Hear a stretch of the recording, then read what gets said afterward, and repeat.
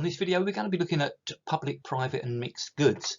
Very important thing to get from this is that simply because something is produced by the public sector does not make it a public good. So for example, health and education are actually private goods produced by the public sector. However, all public goods are produced by the public sector. A private good exhibits two features. First of all, it's rival, which means that if one person consumes it, it reduces the availability for other people. So for example, if you eat a Mars bar, that means that there's one less Mars bar for everyone else to eat. Similarly, of course, if Boris Johnson is the Prime Minister, then his rivals, Sir Ed Davey and Sir Keir Starmer, cannot be the Prime Minister. And obviously Spurs and Arsenal are rivals. The second feature of a private good is that it is excludable. So it's possible to prevent other people from consuming it. Usually this is done by charging for it, but there's an example of a door there or a referee showing a red card excluding someone. So a private good is both rival and excludable. A pure public good is non-rival, which means that consumption by one person does not reduce the amount available for others. So for example, if you're benefiting from a street light, that doesn't reduce the amount of street light available for other people. And it's non-excludable, which means it's impossible to prevent or exclude non-paying consumers from benefiting from it. In other words, you can't stop someone else using that same street light. Similarly with air defence, the fact that you are getting the benefit of that air defence, you can't stop other people in the country getting the same benefit. If a good is partially public and partially private, that would make it a mixed good. And if it is closer to public than private, it is called a quasi-public good. So let's look at Bournemouth Beach in the middle of the winter. You can see two people strolling along that beach. They have barely touched the amount of beach available for other people to stroll along. So that makes it non-rival. Similarly, it's non-excludable. It's very difficult to exclude someone from walking along such a large beach space. Now that same beach in the summer, this was actually taken during the COVID crisis when people were supposed to be socially distancing. Well, clearly, if one person is occupying a space, that does limit the amount of space available for other people. In terms of excludability, well, you could argue that it's a huge beach and it's really difficult to exclude people, or you could argue that it's possible via car parks and things to exclude. So I'm not too sure about the excludability, but it's definitely rival, and as soon as it's rival, that means it isn't a public good. What about the M25 then, off-peak? Well, it's empty. So the fact that one person is travelling at 70 miles an hour doesn't prevent other people from travelling at 70 miles an hour. It's basically non-rival. You haven't reduced the availability for other people.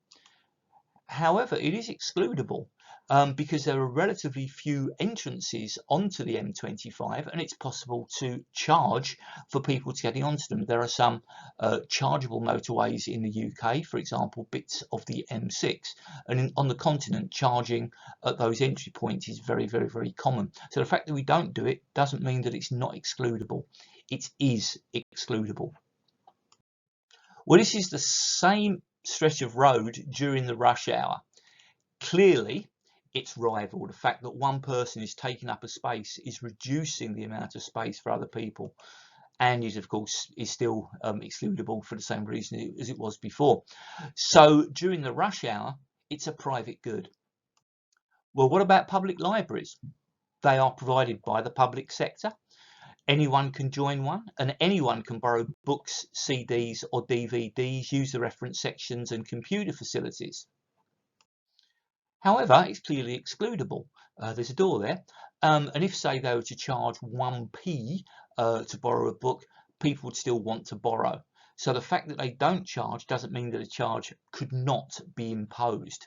If you look at that picture, you can see that it's clearly rival. There's some people working on computers, which reduces the amount of computers available for others. Some are looking at books, which means that other people can't look at the same books. They're occupying chairs that could be occupied by other people. So it is clearly rival, it is clearly excludable. So a public library is a private good. What about an economics lesson? Well, clearly it's excludable. In order to get onto a course, you could either charge or you could set minimum entry requirements so you can prevent everyone from joining. What about rivalry? I've got a question mark.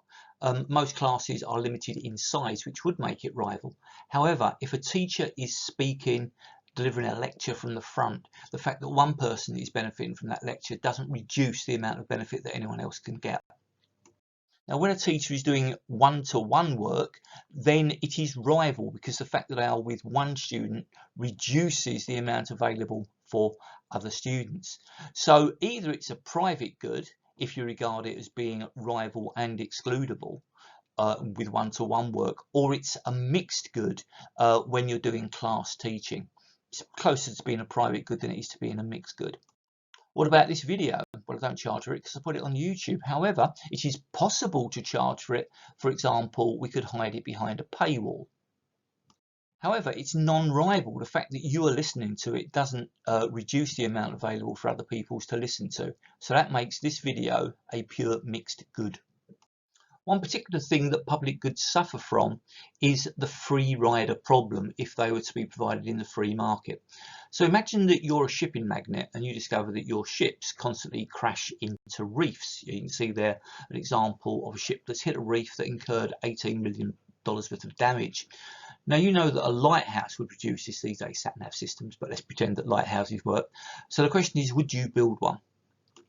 Well, if you did, your ships would benefit from the light from the lighthouse.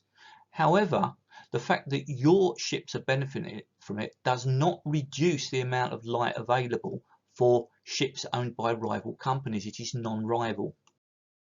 And you cannot stop other people from benefiting from it. What you're going to do, turn the light out so that your ships crash? So it's non-excludable and non-rival. The ships owned by the other firms would become free riders. So you'd be thinking, well, I'm not going to provide it. Similarly, other ship firms would be saying they wouldn't provide it. So you don't build it, they don't build it. So we have a complete market failure. The market would simply not exist. And that's why with public goods, the public sector, the government, will always provide pure public goods. So what can the government do about it? Well, the obvious thing is what we just said. They could actually provide the goods themselves. So the armed forces are provided by the public sector. Things like areas of natural beauty are maintained by the public sector. Or alternatively, they could try to create a market where that market didn't previously exist. A good example of that would be the European Union's emissions trading scheme, where if you want to pollute the atmosphere, you need to actually get a permit to do it, and that permit will cost you money. You'll basically be buying those permits from firms that are under polluting, so it's going to create an incentive to under pollute. We'll finish by looking at what's called the tragedy of the commons. Good examples there are fishing, air or sea pollution, and soil erosion. Now, the thing about these things is it's very difficult to exclude access. You can't stop someone from breathing.